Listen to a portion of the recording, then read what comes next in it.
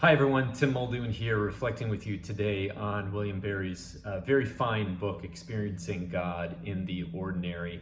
I love that theme. It's one that has very much worked its way into my thinking and my writing.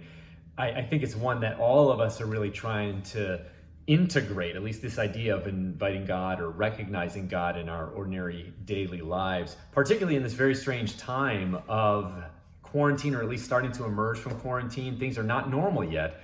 I know for myself, it's been a long process of trying to kind of lean into these very unusual times and seek the depth that is there. For me, I've been struck for many years by the language of the Jesuit poet Gerard Manley Hopkins, who writes of the dearest freshness deep down things.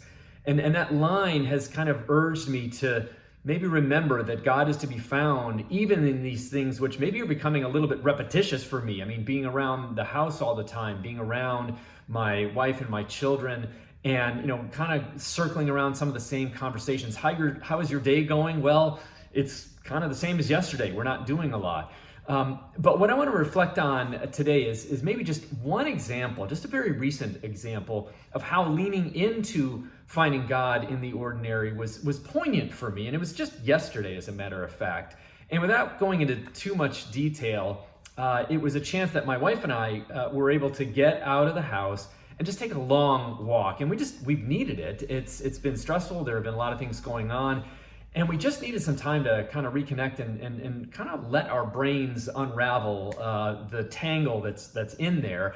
And one thing I've taught my students for many years is, and there's science that supports this, that just getting out into nature can have, in fact, a rather profound effect on our state of mind. So we did that. We got out, and we live outside of Boston, so we went to a beach, and we just walked for probably 2 hours. And the combination of just being out there in this beautiful place and having this deep conversation did for me a couple of things that just reminded me of how present God can be for those who look. If today you hear his voice, harden not your hearts. So we had this long conversation and just kind of put everything out there.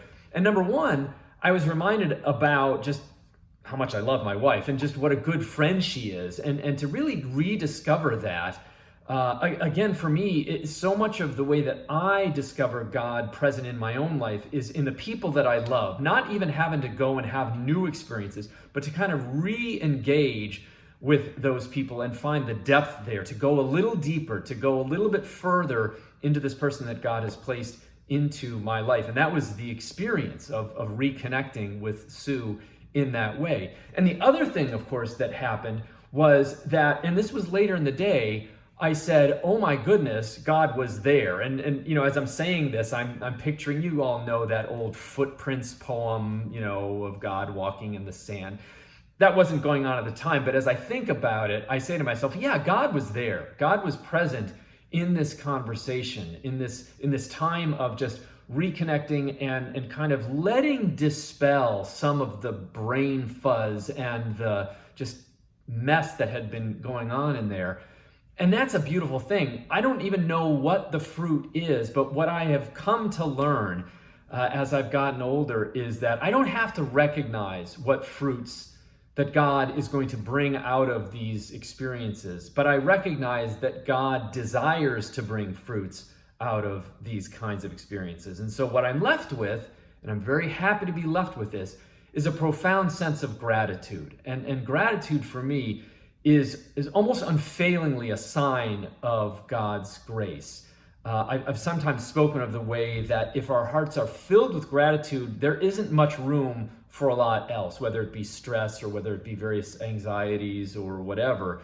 If we fill our hearts with gratitude, then God's grace is present there, and it kind of crowds out everything else, and that's a good place to be. So once again, I was just reminded of how God is there to be found for those who seek God.